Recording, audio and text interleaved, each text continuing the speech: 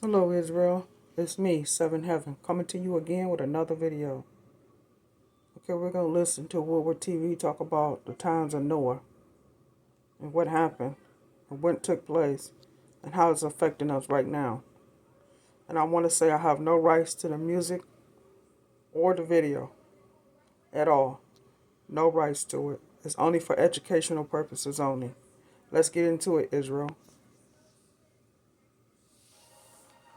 So, if the Nephilim came into existence at the time of Enoch, we have a few hundred years of giants until Noah's birth. And then we have another 600 years of giants.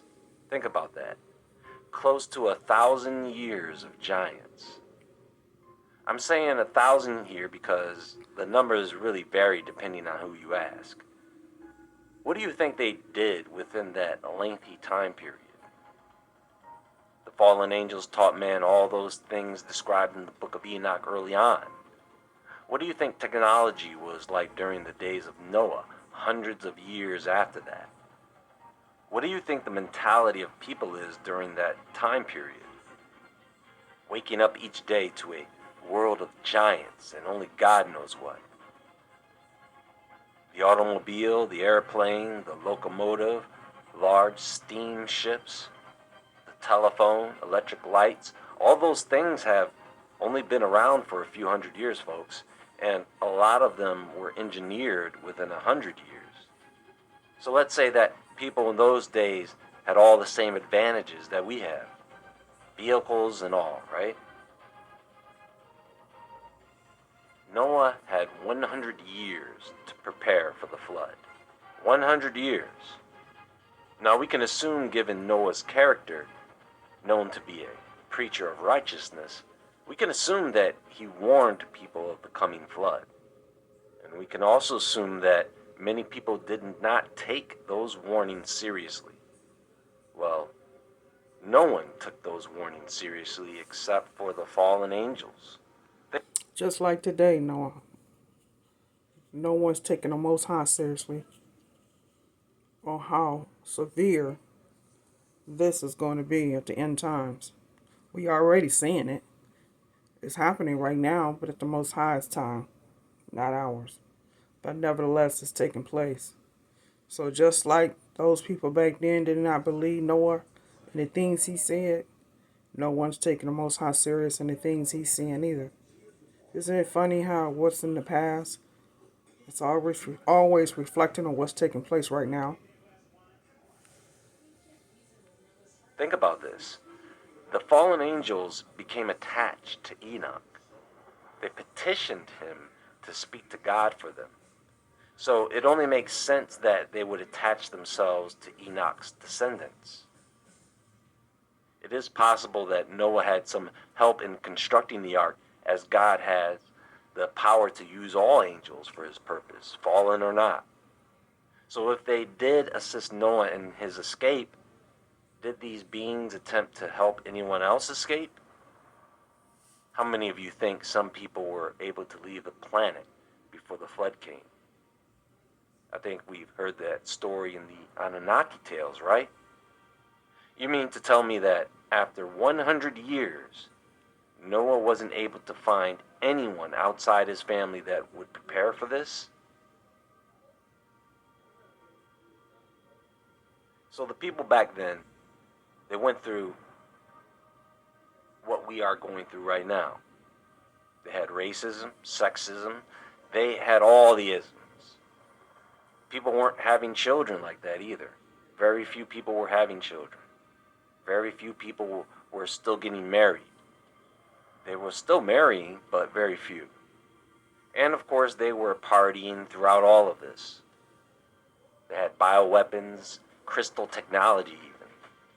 They had fashion with modern day accessories. They had bags and shoes. They had diseases going around as well. On top of all of that, they also had giants and other creatures that they just had to live with. And among all the things that they were dealing with, one day, it started to drizzle. It's just a light drizzle, nothing to think about really. Otherwise, it was a pretty nice day. So everyone went about their day as normal. The next day, now imagine, the next day you wake up and it's a light rain shower that comes and goes, but the drizzle stays.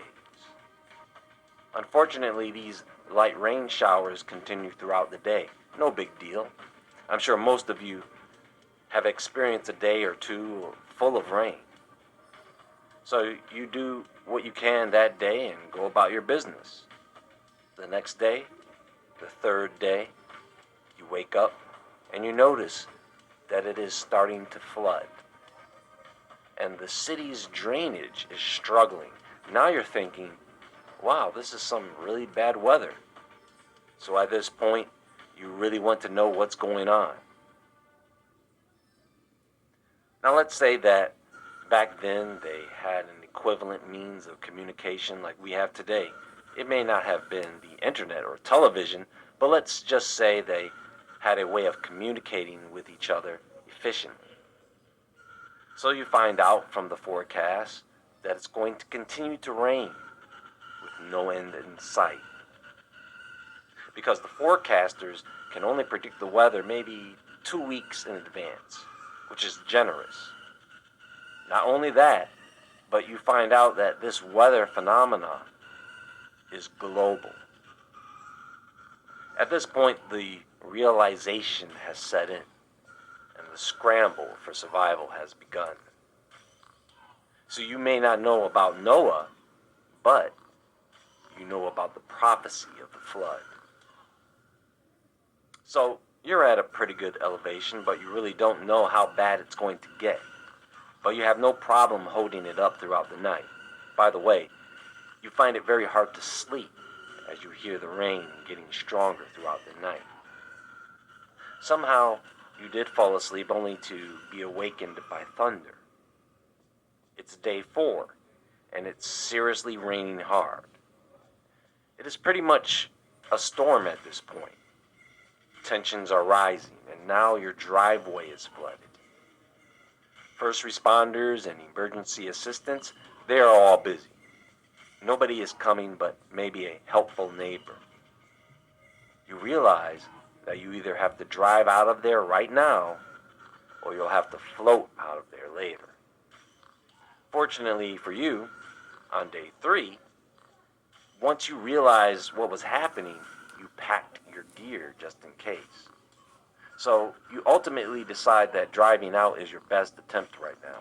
So you take your things, pack up the Jeep, and head to the highway through flooded streets. So you're not getting anywhere that fast. Not only that, once you hit the highway, you see that it's already jammed. Want to know what I want for Christmas? Allie. I want a red bell. You can't. So things could go a number of ways for you at this point. Not only that, but water is beginning to come up out of the ground. Some places are so flooded that they are experiencing minor earthquakes. Some places landslides with a dash of earthquakes, topped with an avalanche of trees. It's day 5 and the tsunamis have begun. In fact, that highway you were once sitting on in your vehicle got hit with a flash flood. Now it's day 6. Fortunately for you, you lived not too far away from a very high mountain range, and you find shelter there. You haven't slept since you left your home, so you're in this shelter with a few other people. And look out the window, it's still raining hard. I mean hard. The roof is leaking, the branches are down, trees are down. The power, that went out hours ago. Now it depends on how much fuel you have.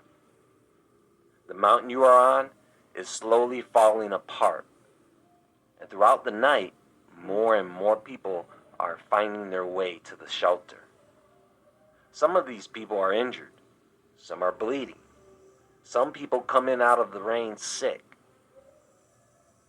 It's day 7 and still raining hard, folks. No breaks. Parts of the roof have caved in, and you can no longer keep the water out of the building. Now, you have to prepare to move to even higher ground. Except for now, there are so many people. People are becoming extremely violent, careless, destructive, you name it. It is panic time. So like Moses in the Exodus, you and a very large crowd of people attempt to exit and retreat to higher ground. Many do not make it in the heavy rain that is so heavy it is pouring almost like a waterfall on top of you. Those who stayed behind, stayed behind. But you and what is still a large crowd of people do find a shelter high up in the mountains. Only problem is, it's too small. Something similar to a cabin. While you and the other people struggle with this issue, it is still raining cats and dogs. You cannot fit all those bodies into that one little cabin.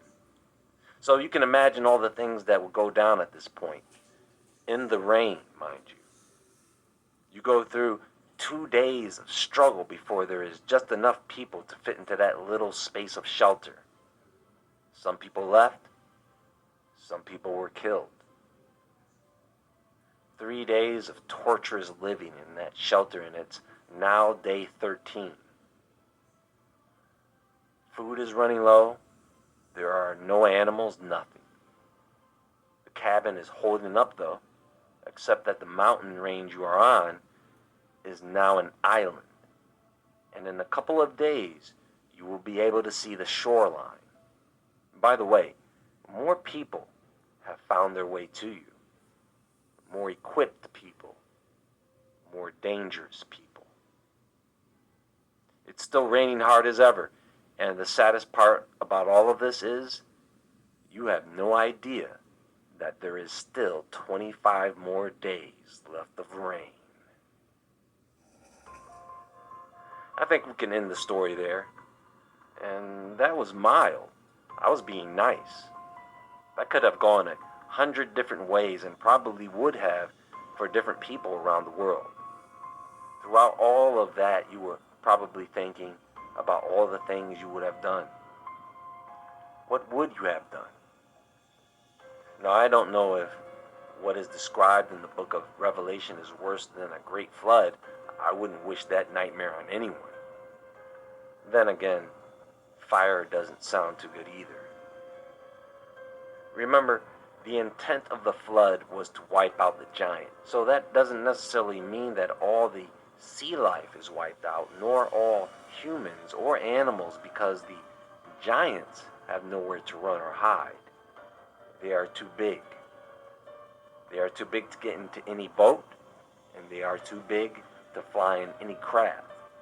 If they try hiding in caves, they are flooded, do you see? God allowed for many people to die off before the flood so that they wouldn't have to endure it. So the humans that are left, Noah and his family and some stragglers, bad people, were really the only ones around at that time. There may have been a few to witness this, but where did they go? All right, These things Israel. that are incoming, Much love. they are going to catch